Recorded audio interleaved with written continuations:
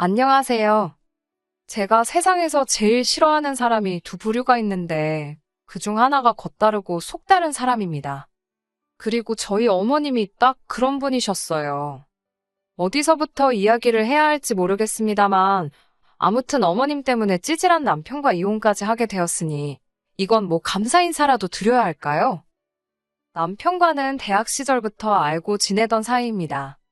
다만 그때부터 사귀었던 것은 아니고 본격적으로 연애를 시작한 건 남편이 직장에 들어간 이후였지요. 참고로 그때 남편 나이는 29으로 저에 비하면 사회생활을 좀 늦게 시작했어요. 저는 대학을 졸업하자마자 취업에 성공했거든요. 만난 지 2년 정도 되었을 무렵 남편이 먼저 결혼하자고 이야기를 꺼내왔어요. 저도 당시에 남편을 많이 사랑하고 있었으니 그 프로포즈를 거절할 이유가 없었지요. 그런데 막상 결혼 이야기가 오가면서 서로 재정 상태를 오픈하니까 아무리 남편이 저보다 늦게 사회생활을 시작했다는 사실을 감안하더라도 모아둔 돈이 너무 없더군요. 게다가 시댁이 자식들에게 손 벌릴 정도는 아니었지만 장가갈 아들한테 집은커녕 차라도 한 대 사줄 형편도 못 되었습니다. 그래서 이 결혼을 하는 게 맞는 건가? 마음이 많이 심란했어요. 그러다 결국 철딱서니 없이 친정부모님께 도움을 요청했습니다. 솔직히 한 살이라도 젊고 예쁠 때 웨딩드레스를 입고 싶다는 욕심이 있었기에 돈 때문에 남편이랑 헤어진 뒤 다시 누구를 만나서 어쩌고 할 시간이 없다고 생각했거든요. 지금 돌이켜보면 참 철이 없었던 거지요. 그리고 다행히 친정부모님께서는 남편이란 사람 자체는 좋게 봐주신 듯 했어요. 그래서 저희 쪽에서 결혼식과 신혼살림에 들어가는 비용이 100이라고 하면 그중 75를 부담하고 남편 쪽에서 25를 부담하게 되었습니다. 게다가 친정아버지께서 중고차 관련 사업을 하셨거든요. 그래서 개중에 정말 상태 좋은 저나 남편에게는 조금 과하다 싶을 정도의 외제차도 선물로 주셨습니다. 그런데 사람이 화장실 가기 전이랑 갔다 와서랑 마음가짐이 다르다더니 그게 딱 저희 어머님한테 하는 말이더라고요. 저희 어머님께서는 결혼 전에는 저만 보면 복덩이 복덩이 하시더니 막상 저희가 식을 올리고 나니까 저를 부를 때마다야 너 하시기가 일쑤였습니다. 뿐만 아니라 어머님께서는 저와 모녀 사이처럼 지내고 싶다 하셨는데 말이 좋아 모녀 사이지 저를 대하시는 것과 신우를 대하시는 건 천지 차이였어요. 어머님이 저에게 기대하시는 딸 노릇이라 하면 어머님이 뭔가 필요하거나 갖고 싶을 때 그걸 사주는 말 그대로 물주의 역할이었달까요? 언젠가 한 번은 집에 있는 저를 갑자기 핸드폰 매장으로 불러내시더니 당신 핸드폰 기기를 바꿔달라 하신 적이 있습니다. 그것도 거의 200만 원에 육박하는 최신형 핸드폰으로요. 솔직히 전업주부이신 어머님께는 과하지 않나 싶대요. 그래서 제가 너무 비싸서 안 될 것 같다고 거절했어요. 그러자 어머님은 전에 보니 너네 엄마는 이거 쓰던데 당신은 왜 못 쓰냐고 따지시대요. 저희 친정어머니야 친정아버지가 사주셨거나 아무튼 당신 재산으로 사셨을 텐데 말이에요. 하지만 차마 그렇게 말할 수는 없었으니 아무튼 결국에 안 사드리기는 했는데 이후로 한 2주 동안 얼마나 삐져 계시던지 잘못한 것도 없이 제가 정말 죄인 모드였다니까요. 게다가 또 한 번은 당신도 취미생활로 골프를 치고 싶으시다며 저더러 골프채 세트를 사달라고 하셨습니다. 아시겠지만 골프채 세트가 몇만 원 가지고 될 일이 아니잖아요. 그래서 어머님께 제가 중고시장을 한번 찾아보겠다 했어요. 말이 나와서 말이지만 친정부모님이 재산이 좀 있다고 해서 그게 제 돈은 아니잖아요. 저는 이미 결혼하면서 친정부모님으로부터 큰 도움을 받았던지라 친정부모님께 더는 손 벌리고 싶지 않았고요. 특히 시부모님께 뭘 해드리기 위해서 친정부모님의 재산을 끌어올 생각은 추호도 없었지요. 세상 천지에 고생 안 한 사람이야 없겠지만 저는 저희 친정부모님 자식이다 보니 저희 친정부모님이 세상에서 고생을 제일 많이 하신 분들 같고 그러니 자식으로서 늘 애틋하고 감사한 마음이었거든요. 그리고 그렇게 힘들게 일궈놓으신 재산을 막말로 남 좋은 일 시키는데 쓰고 싶진 않았어요. 아무튼 본론으로 돌아와서 제가 중고시장에도 골프채 세트가 종종 올라오니 조금만 기다리시라 했습니다. 그러자 어머님께선 정말 불같이 화를 내시면서 니네 엄마가 치겠다고 했어도 중고를 사줬겠냐는 거예요. 이때는 정말 저도 화가 많이 나서 저희 어머니야 당신 재산이 있으시니 알아서 사서 쓰실 거라고 받아쳐버렸어요. 그러자 제가 재산 가지고 당신을 무시했다며 어찌나 통곡을 하시던지. 정말 조선시대였다면 석고대죄라도 해야 할 판이었다니까요. 그리고 처음엔 눈치채지 못했는데 어머님께선 제가 행여나 남편을 무시할까봐 늘 촉각을 곤두세우고 계셨어요. 저로서는 남편이 말 그대로 가진 게 없다는 걸 알면서도 시작한 관계였기 때문에 그쪽 부분으론 남편을 무시하고 그럴 이유가 전혀 없었는데 말이지요. 하지만 어머님은 당신의 자격지심 때문인지, 제가 남편에게 얼마나 잘하고 있는지, 남편을 고생시키진 않는지 그런 부분들을 끊임없이 묻고 따지셨습니다. 그리고 그중 하나가 운전이었지요. 저는 수능을 마치자마자 친정어머니의 권유로 면허를 땄어요. 그리고는 아버지가 대학교 입학 선물로 소형차도 한 대 사주셨고요. 그리고 그때는 주변에 운전하는 친구들이 많이 없었기 때문에 어린 마음에 괜시리 으스대고 싶대요. 그래서 차를 운전하는 날이 많았어요. 하지만 운전이란 게 저만 정신을 똑바로 차린다고 사고를 피할 수 있는 건 아니더군요. 그날도 저는 평소에 오가던 사거리에서 제 신호를 기다리고 있었습니다. 그런데 어떤 정신 나간 운전자가 신호를 무시하고 대기 중이던 저를 들이받은 거예요. 다행히 큰 부상은 피했지만 정신적 충격이 컸다고 해야 할까요? 그날 이후로부터 얼마 전까지 저는 운전대를 잡기가 어려웠으니까요. 그리고 남편은 이미 결혼 전부터 이 사실을 알고 있었어요. 그래서 저희 둘이 어디를 가건 운전이 필요하면 남편이 운전대를 잡는 게 일상이었지요.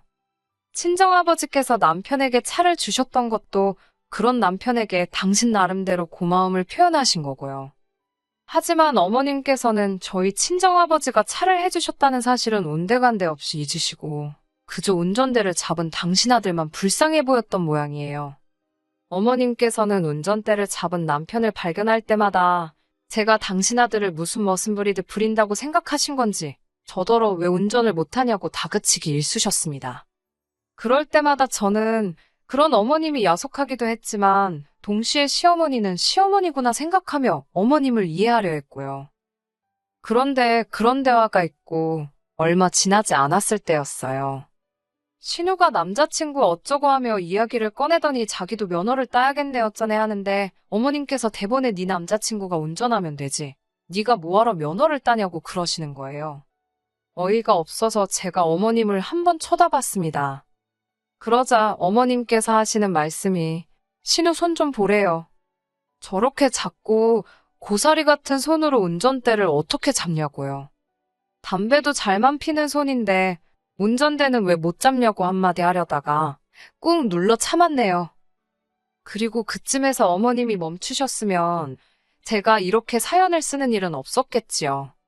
하지만 어머님께서는 또다시 저에게 운전 좀 하라며 화를 내셨고 그날은 도저히 저도 그냥 넘어갈 수가 없어서 어머님께 그동안 서운했던 감정을 속사포처럼 쏟아냈습니다. 그러자 어머님께선 당신이 하셨던 말은 다 저를 생각해서 그런 거라며 오히려 시어머니한테 이렇게 대드는 며느리는 처음 봤대요. 그러면서 저더러 똑바로 사과하지 않으면 두 번 다시 얼굴 볼 일 없을 거라나요. 솔직히 제가 어머님하고 얼굴 안 보고 지내서 불편할 게 뭐가 있겠어요? 그리고 무엇보다 저는 잘못한 게 없었으니 어머님께 사과드릴 생각이 없었습니다. 그래서 남편을 통해 어머님의 의중을 전해들은 이후로 한 번도 어머님께 먼저 연락드리지 않았네요. 그리고 그 시간이 한 달 가까이 길어지자 남편이 자기만 중간에서 죽어난다며 자리를 한번 만들 테니 어머님이랑 한번 이야기 좀 잘 해보라나요. 그렇게 어머님, 아버님, 남편 그리고 저까지 네 사람이 모이게 되었습니다. 어머님은 당연히 당신이 사과를 받을 자리라고 생각하고 나오신 게 틀림없었어요. 저를 도끼 눈을 뜨고 노려보시는데 완전 너 한번 뭐라고 떠드는지 두고 보자는 식이셨거든요. 하지만 저는 제 입장을 이야기하러 간 거지 사과를 드리러 간 자리가 아니었습니다. 그래서 어머님께 신우한테 하시는 말씀과 저한테 하시는 말씀이 왜 그리 다르신 거냐고 물었지요. 그러자 어머님께선 기껏 나와서는 또 저따위 소리나 한다면서 화를 내셨습니다. 아버님도 저더러 너도 적당히 하라면서 어른을 이겨먹어야겠냐고 소리를 지르셨고요. 그리고 그나마 믿었던 남편마저 시어머니한테 죄송하다 한마디 하면 어디 덧나냐며 제 편을 들어주지 않았어요. 정말이지 여기 내 편은 하나도 없구나 하는 생각에 눈물이 주르륵 나더라니까요. 결국 저는 친정부모님께 전화를 드렸고 그동안 겪었던 서러운 일들을 전부 다 이야기했어요. 어른답게 제 힘으로 해결하고 싶었지만 세 사람을 상대하려니 쉽지 않았고 생각나는 사람은 친정부모님밖에 없었거든요. 그리고 이튿날 오전 10시쯤 되니 친정부모님께서 저희 집 초인종을 누르셨습니다. 남편은 저희 친정부모님이 오시는 건 모르고 있었기에 특히 저희 친정아버지를 보고는 진땀을 빼대요. 친정아버지께서 남편을 앞에 앉혀두곤 왜 어머님이 그런 식으로 저를 대하시는지 대놓고 물으셨어요. 그러자 남편이 한다는 말이 어머님은 나쁜 뜻으로 그런 게 아니랍니다. 딸 같아서 그러신 거고 요새 여자라면 운전 정도는 하는 게 좋지 않겠냐 그런 뜻으로 이야기하신 건데 제가 너무 예민하게 받아들인 거라나요. 그리고 신우일은 동생이 아직 어리다 보니 어머님이 보호 차원으로 운전하지 말라고 하신 거고 나름대로 어쩌고저쩌고 변명은 해대는데 솔직히 말 같지도 않았어요. 저희 친정아버지도 그다지 귀담아 듣지 않으시는 눈치였고요. 그리고 그날 점심 급하게 시부모님과 저희 친정부모님 그리고 저희 부부까지 6명이 만나게 되었습니다. 저희 친정아버지 성격이 원래 쇳불도 당김에 빼랬다고 뭔가 하시겠다 생각하면 빨리빨리 처리해 나가시거든요. 아무튼 그렇게 식당에 도착하니 시부모님이 먼저 와 계시대요. 양가 부모님께서 짧게 인사를 나누셨고 저희 친정아버지가 먼저 자리를 공짜로 빌릴 순 없으니 주문을 하자 하셨습니다. 그렇게 각자 불고기 정식 하나씩 시키고 저희 친정아버지가 먼저 말문을 여시대요. 사부인께서 저희 딸아이를 그렇게 아껴주시고 생각하시느라 애정어린 잔소리를 하셨다 들었는데 맞냐고요. 그러자 어머님이 냅다 맞다고 그런 마음으로 한 거라고 하셨습니다. 그러자 친정아버지께서 다시 당신이 저를 좀 더 독립적으로 강하게 키웠어야 하는데 아무래도 하나뿐인 딸이다 보니 조금 오냐오냐해서 키운 부분이 있다나요. 하지만 사부인 이야기를 듣고 나니 정말 자식 교육을 잘못 시켰다 싶다며 이제라도 바로 잡으시겠다더니 저희더러 결혼할 때 보태줬던 돈하고 차를 다시 내놓으라 하시대요. 그러자 저희 남편이 바닥에 무릎을 꿇으면서 저희 친정아버지더러 죄송하다 하더군요. 하지만 친정아버지의 마음을 돌리기엔 고작 무릎 꿇는 걸로 소용이 없었지요. 친정아버지가 저희더러 집을 팔든 어쩌든 다음 주까지 2억을 만들어 놓으라 하셨습니다. 그리고는 앞에 꿇어앉은 남편더러 차키도 지금 당장 내놓으라 하셨고요. 그러자 남편이 정말 나라 잃은 표정이라고 해야 할지 넋이 나간 사람 마냥 차키를 저희 친정아버지 손바닥에 올려놓대요. 그제서야 어머님께선 상황이 단단히 잘못 돌아가고 있다고 느끼신 모양이었어요. 아무리 그래도 이렇게까지 하실 필요가 있냐면서 당장 그럼 애들은 어디 가서 살라는 거냐, 그리고 저희 아들은 출퇴근은 어떻게 하라는 거냐며 저희 친정아버지께 따지듯 물으셨거든요. 하지만 친정아버지께서 그런 어머님에게 애들도 성인인데 그런 건 충분히 알아서 할 수 있을 거라며 사부인도 마음의 짐을 좀 내려놓으시라 한마디 하실 뿐이었습니다. 솔직히 상황 자체가 심각하긴 했지만 어머님이 발동동 구르는 모습을 보고 있으니 고소하단 생각밖에 안 들대요. 그렇게 친정부모님은 본가로 내려가셨고 저와 남편은 집으로 왔습니다. 남편이 거실에서 원망 섞인 눈초리로 한동안 저를 노려보더니 이를 이렇게까지 키웠어야 했냐면서 앞으로 어떻게 살려고 그러냐는 거예요. 그래서 제가 우리 둘 다 맞벌이 하는데 아무려면 오피스텔 전세 하나 못 들어가겠냐고 했어요. 그리고는 돈은 얼마나 모았냐고 물어봤지요. 그러자 남편이 한다는 말이 모아둔 돈이 어딨냐고 그래요. 집도 해결되었겠다. 차도 있겠다. 부족한 게 없고 필요한 것도 없어서 그동안 버는 족족이 다 시댁에 퍼졌답니다. 진짜 황당하고 어이가 없더라고요. 사실 식당에서 나올 때만 하더라도 남편이 어떻게 나오냐에 따라 친정아버지한테 다시 한번 잘 말씀드려봐야겠다. 그렇게 생각하고 있었거든요. 저도 당장 차가 없으면 불편한 것도 사실이었고, 집 팔고 이사할 생각하니 엄두가 안 났으니까요. 그런데 남편이 보여주는 뻔뻔한 태도는 그런 제 마음을 바꾸기에 충분했습니다. 그래서 결국 고민 끝에 저는 남편과 이혼을 결심했어요. 남편에게 이혼 서류를 내밀던 날 남편은 어머님이 운전 좀 하라고 했다고 일을 이렇게까지 만드냐면서 저더러 한다는 소리가 네가 무슨 드라마 주인공인 줄 아냐입니다. 원래 며느리는 시어머니한테 싫은 소리도 좀 들을 수 있고 자기도 저희 아버지한테 무릎까지 꿇는 거 보지 않았냐면서 원래 다들 저희처럼 사는 건데 제가 너무 오바를 한다나요. 남편의 말이 완전히 틀렸다곤 생각하지 않아요. 하지만 그것도 같이 살고 싶은 마음이나 의지가 있을 때 이야기지요. 저는 오만정이 다 떨어져 버린 상황이라서 굳이 그렇게까지 버티고 싶지는 않더라고요. 그리고 지금 저는 남편과 이혼 소송 중입니다. 협의 이혼을 요구한 저에게 남편이 말 같지도 않은 위자료를 요구해서 어쩔 수 없이 시작했지요. 별 걱정은 없지만 제 예상보다 길어지는 게 짜증이 나네요. 집은 팔았고 친정아버지께 돈도 돌려드렸어요.